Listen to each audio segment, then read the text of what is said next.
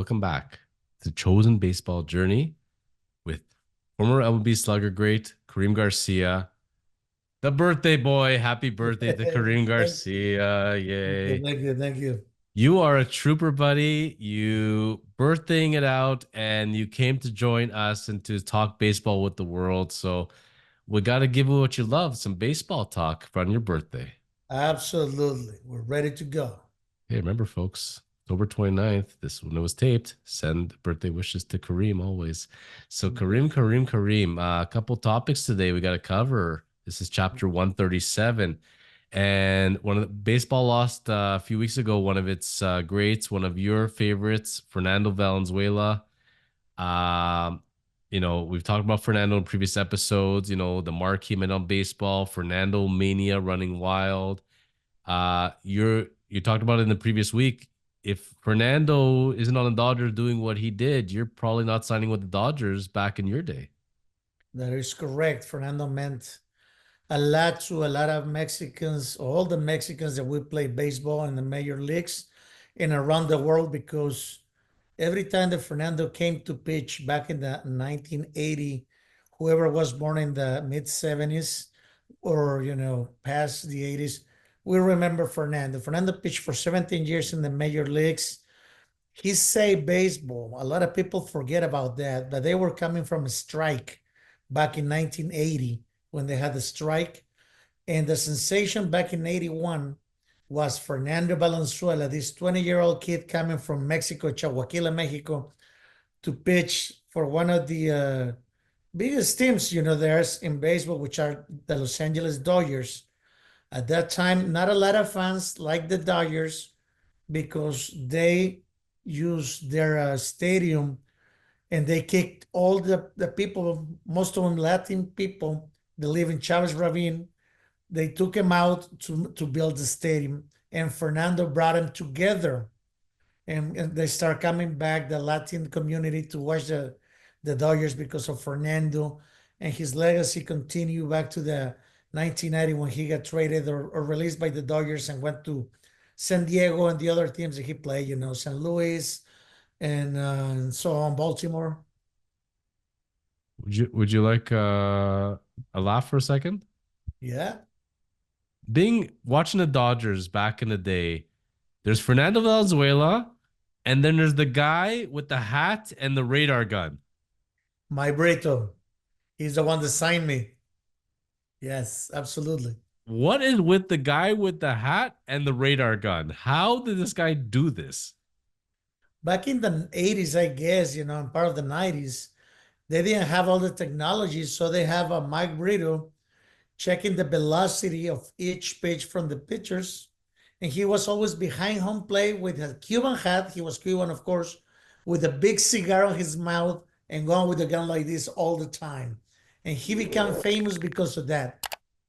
When So you could smoke at the stadium, you could smoke in the bathroom, you could smoke at the office. I mean, at the times plane. were different back then. Yes. So when you had dinner with him, would he have the radar gun and like time the waiter when they go back and forth driving the car? Was he radar gunning everybody?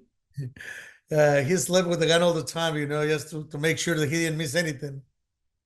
But seriously, you think about it, back in the Dodgers, back in the 80s, everybody knew the hat and the radar gun. Guys seem to have a pretty good eye for talent. Yes, he did.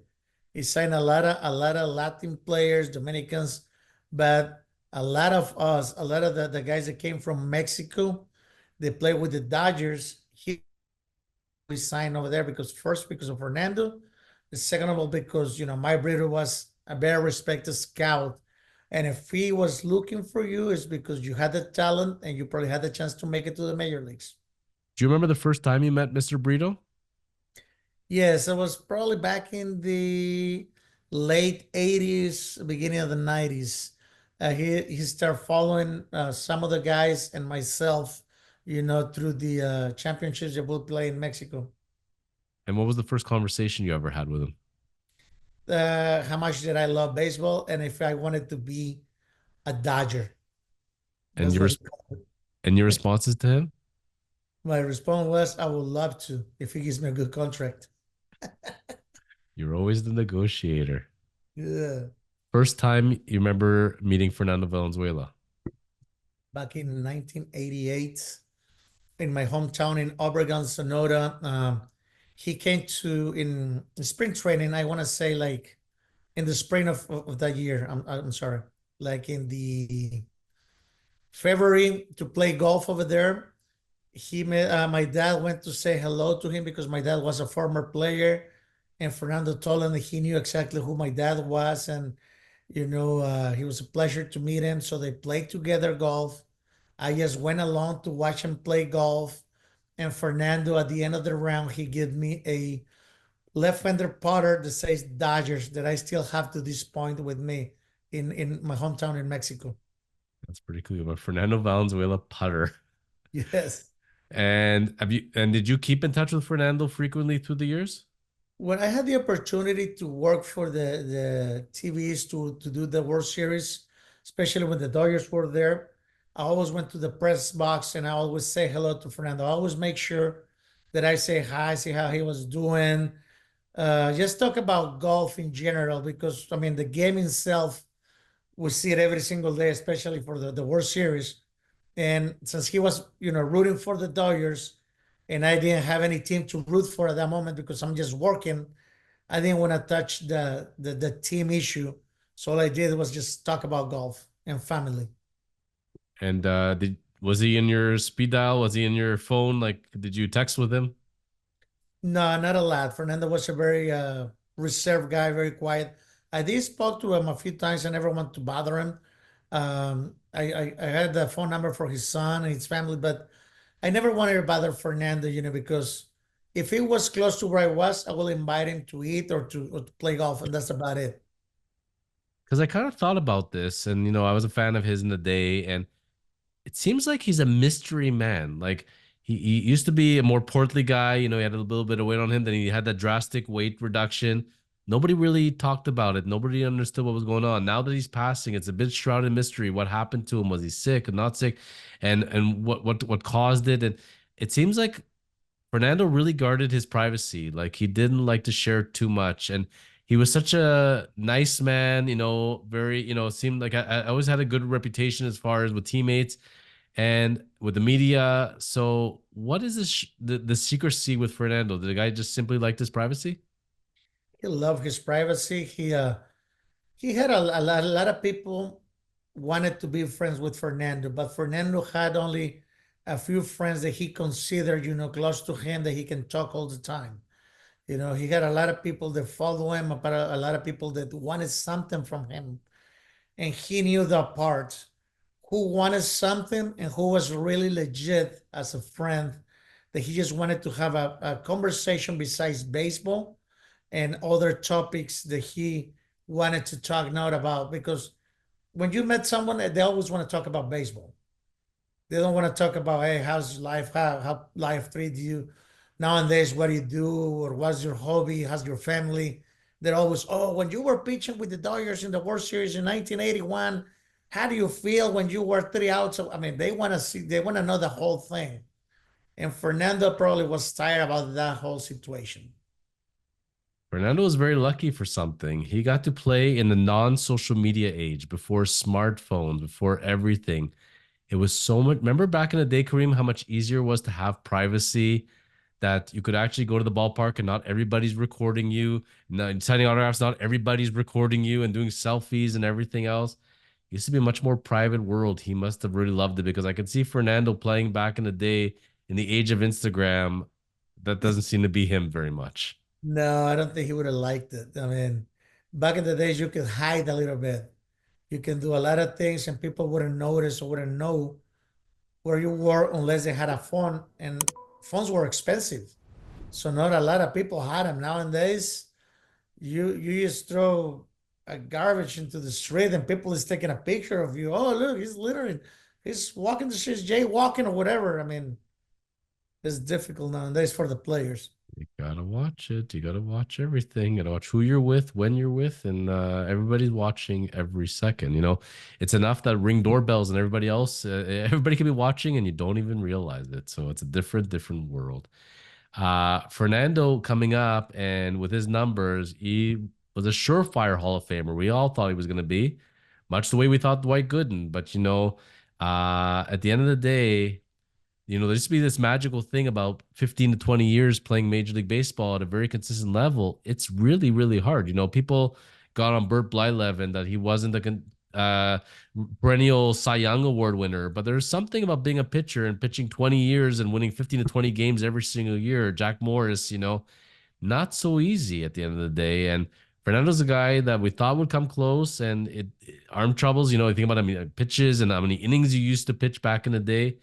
And that got me thinking because Salvador Perez, the latest Roberto Clemente Award winner, and Mhm. he's come a lot. Like at 34 years old, he seems to be reborn, Kareem. And in another world, when Fernando started to show the decline, Salvador seems to be stronger than ever. And it started me thinking, Salvador Perez, watching him, watching what he's about for the Royals, if he stays on this trajectory, do you think the Hall of Fame's in his future? Well, right now, number wise, he's still missing some of the numbers that he should have for being in the Hall of Fame. He does have 273 home runs. Mike Piazza has 340, 350 things, the most by a catcher. Hits right now, he's, I don't know, 100, 1,500 hits. If he gets to 2,000 with over 300 home runs, and already with a World Series one and MVP. I mean, he is a Hall of Famer, but he's probably about 5 years away from it. And like you mentioned, right now, 34, he's still strong. He's coming very, very good. If he continues to do what he's been doing right now, I'm sure that he will accomplish those numbers and be there. Unfortunately, they look at the numbers more than anything else at the end of the day. Fernando Valenzuela had 103 complete games on his career. I got so many shutouts, like 40, 30 shutouts on his career, 50, and nobody talks about that anymore. And no one is going to get even close to them, those numbers anymore. In the next 10 years of Major League Baseball, there's not going to be 103 complete games total. It's not going to happen. You And know. so I scale it back. I always play the Hall of Fame game based on comparables. If this guy's in the Hall, this guy's in the Hall. This guy's not, this guy's not. When Ozzie Smith is in, to me, Omar Vizquel is in because of the glove. I don't see any difference between Ozzie Smith and Omar Vizquel, except that Ozzie Smith does backflips and he's the Wizard of Oz. Otherwise, based on what their bats and where the respective gloves are at, I think Omar is a Hall of Famer all day, every day, but that's we'll do it another day. So I started thinking about Mr. Perez and looking at his comparables and Baseball Reference. I like who they picked. Mhm. Ryan McCann, Javi Lopez, and Jorge Posada as the three closest comparables. I very much agree with that. Then I started looking at Jorge Posada's numbers, and maybe I had a brain flip for a second, but I'm like, Posada, is he eligible for the Hall of Fame? Where he's at? And I took a look, Kareem. In 2017, he only got 3.8% of the vote. He was off the ballot his first year of eligibility. Jorge Posada. You think about Yeah. what he did, all those World Series with the Yankees, 5 All-Star games, 5 Silver Sluggers, 936 walks, 275 home runs over 17 years, 374 OBP, 474 slug on a championship team. To me, if Jorge Posada is not in the Hall of Fame, then I'm sorry, Salvador Perez ain't either. Because to me, having been in both eras and watching them, Posada is definitely at the level, but the bat takes me one step above. Jorge Posada was a very good catcher. I got the opportunity to play with him. Like you mentioned it, he didn't have a lot of power. He was a clutch hitter, in playoffs sometimes. He did win 5 World Series with the Yankees, which is the big top for them, but didn't have the numbers as the Ivan Rodriguez, as the Mike Piazzas, that they look for the Hall of Fame. So unfortunately, that's why Posada didn't get those votes. Plus, as you retire, coming up with your buddies with Derek Jeter and Mariano Rivera and Bernie, all those guys that play with the Yankees that won the same World Series, they're gonna get a little more attention than you. Absolutely. The one that sticks to me, I'm sorry, Scott Rowland. But Scott Rowland, to me, then Back in the day, Scott Rowland 20 years ago is not getting into the Hall of Fame. It's just the numbers aren't there, but they've opened up where they're looking at what numbers and behind the numbers and everything else. And to me, I don't know. I have what I call the sniff test, the smell test. Do they smell like a Hall of Famer to me? Watching Jorge Posada in his era, in his prime, you take out Piazza, take out Pudge. I don't know if there's many more catchers I'd want on my team over Jorge Posada. He was that solid. And watching Salvador Perez now, and I think about it, you take Salvador Perez, put him on the Yankees team with that lineup and that protection.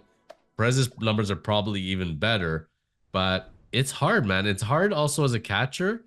You could be a very good hitter, but for some reason, when you're a catcher, sometimes they elevate you a little bit, but I think a lot of catchers held back because it's a really hard position. I think you play first base, your DH, your outfield, your hitting is probably a little better. Just simply the catching position tends to wear you down pretty quick, especially playing it Yeah. for 17 years. Is the hardest position at a whole baseball. We all know it, especially on your knees. Always, sitting over there. You have to be the brain of the team with the pitchers, calling everything the strategic that you have to have with every pitcher that comes into the game because everyone is different with different pitches, and then you have to work the hitters with whatever you got at that moment. Uh, did you ever have the opportunity to catch? No, I'm lefty, so it's difficult for me. I would have loved to, You would but have? yeah, I wouldn't mind. What's your take on this whole one knee catching thing that's starting to take effect in Major League Baseball? I don't like it. I like, the guys sitting like they always do. They had a better position on their legs to throw the ball to second base. Not a lot of guys are Benito Santiago. They can throw from their knees without moving. So the only you're gonna do, you're gonna hurt your arm at the end of the day. All right. So continue to do it until you figure it out. The more surgeries are coming from the catchers, and then you'll see. If you had a son that was going to go play Major League Baseball or was going to train for it, what position would you want him to play? Depending on the tools that he has, I'll have to evaluate to see if he's a fast runner, he has a decent arm, then I'll probably put him on the outfielder. And if he's not a good arm, but he runs very fast, he probably plays second base, even first base, depending on the height, and with the power. But not pitching. Nah, I don't like pitching because they get hurt too much. You I think wanted to about play a long time. you think about it and you think about those throwing motions to throw 100 miles per hour and throw that many pitches over that many innings over those many seasons, it's a lot of wear and tear. Yes. Yeah, you waking up, 15 years later, and you're sore everywhere, even if you didn't pitch the day before. How did Nolan Ryan do it? Well, it's one of a kind. So that guy is a different breed. Did you ever face Nolan Ryan? No, never had the opportunity. I would I have don't. loved to. I mean, even if he strikes me out, I mean, I would have loved to. Let's say you're facing Nolan Ryan in your prime, and Nolan Ryan throws a fastball at your head. Would you charge the mound to Ryan? No, I would probably go to first base. I saw what he did to Robin Ventura. So, well, I'm going to start fighting with the catcher, and I forget about Ryan. I go somewhere else. One of the things about when you walk up and down the streets of Cooperstown in the Hall of Fame, that district, Main Street, there's a lot of memorabilia shops. And one of the most popular pictures is the bloody Nolan Ryan, right? Yeah. And the one that Nolan Ryan's holding Robin Ventura like cattle and Yeah. he's bashing in his head. And I don't think Robin Ventura will ever hear the end of that one. No, he got in a headlock over there and just pound on him. So it was incredible.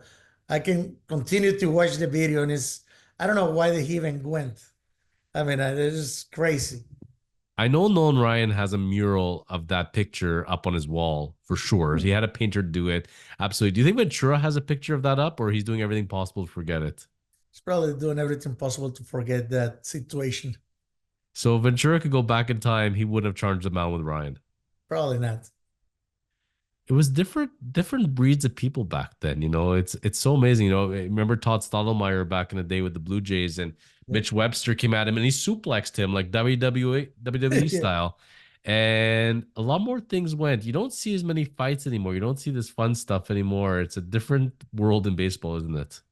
You won't see any more fights anymore because the fines are gonna be stiffer, and I don't think that Major League wants to have the fights. They want to see the home runs and the guys dancing and the oh I hit you, or the pitchers, doing the pump fest and going, oh we got you. Not any no more fights. Not even hitting by a pitch. They're gonna be rare nowadays. Well, if we take aside elbow injuries and all the pitcher injuries, right? The number two cause for injuries in baseball, major injuries, is not fights. You know what the number two cause of major injuries in baseball is? What back? What? Playoff celebrations. Ooh. You got to stop those home run Yeah, celebrations, clincher celebrations. You know how many guys have got injured? Remember Kendrys Morales? Oh my lord. yeah. No more celebrations. You should like fist bump each other. That's it. It's all these violent jumping on top of each other, guys dislocating shoulders. Like Kareem, they got to stop this. That's actually the worst thing in baseball. That's what Rob Manfred should put an end to. So yeah. I mean, it's difficult with the whole adrenaline that you're having right there after you hit a home run to win, to not to jump and celebrate. You just gotta be careful. That's all it is. As we end today's episode and going into the 2025 season, umpiring was questioned a lot in the 2024 playoffs. Going into 2025 and beyond, are we going to see in our lifetime umpires gone and robot umpires? Kareem, where do you think it's going? I think they're gonna challenge the call. I think they're gonna have something like you have one challenge every four at bats. If you get four at bats during the game, you will have one, like the one Gleyber Torres had back in game three against the Dodgers, and the umpire say, "Oh, strike two on a high pitch on a crucial situation," coming sort of behind him. That could have changed the game, maybe, maybe not. But I mean, that was third out, and there's nothing you can do about it. What about having the umpire behind home plate, but we're going to have a digital strike zone like we do in tennis, when you touch the line and it beeps. If we have that type of strike zone consistently, it's always the same strike zone now, and it's all done by robot umpires from that end, just for the strike zone part of it. Is that better for the game or takes away from the game? It's taken away from the game. I still gotta believe you gotta leave the human part into the game, to be more real. They already make a lot of changes in the game that I don't like. You can now slide hard in second base. You can hit the catcher. You can do so many other things. And if you take the human part with the umpires, you you will take the fun out of the game. Because you cannot turn around and say something to the umpire and be more aggressive, mad, pissed off, and that's part of the game. That's part of the aggressiveness that you got. I know the pitch clock helps in the timing of the games, which is great, but I don't like the pitch clock. I don't like ghost runners. I don't like universal DH. Remember when the National League had a unique game because the pitchers hit and Greg Maddux could hit and Tom Glavine could hit, and you had to do double switches, and there was so much more to the game. And I'll leave you with this last thought because I've said this many, many times, is that if baseball ever comes to the point that they're going to end extra inning games by home run derbies, the same way hockey does it with shootouts, I'm finished with baseball. I'm not watching another baseball game in my life. It's over. No more. Yeah, that will never Kareem, happen. with Rob Manfred, are you sure about that? Well, he's gonna be gone pretty soon. So He's going to retire with a lot of money. Let's put that. And you know what? He's yeah, made the game a lot of money. For people that have criticized the guy, he all the changes, the owners love him, and it's been in a lot of prosperity. But they're gonna say we can't go to 18, 19 innings anymore. So past the 12th inning, everybody gets a point, and then we're gonna decide by home run derby. And if you win it by the home run derby, you get a second point, and then we become hockey. So I'm gonna tell you, I think in our lifetime, we might see that. They might try it out for a year. Ugh, let's hope yeah. not. Let's hope not. So going into the off season, we're going to be looking at free agent signings and hot stove talk, and it's going to be interesting which is going to be the big domino And when the big signings happen, last question for today: the big fish, are they going to sign before Christmas, after Christmas, after New Year's? When do you think the dominoes will start falling free agency? Will it start earlier or later this year? I think as different as last year, Juan Soto will have to be a Christmas present for someone. So it's the Oscar. I think that based on the history and what happened with Scott Boras, I think as many people are going to sign before Christmas as possible. I think teams are going to come and say, look, here's the bag of money. Whoever wants it is going to get it, and you get it till Christmas. Otherwise, it's Boxing Day shopping for us. So I think this will be the year that any of the big fish, no one's going to make it unsigned spring training. Everybody's going to get a contract. Nobody's going to take those chances. I agree. So should be interesting to see where the dominoes fall this year. Yeah. So stay tuned. This has been the Chosen Baseball Journey. We'll be back next week and discussing more wonderful baseball talk with Karim Garcia. Stay tuned.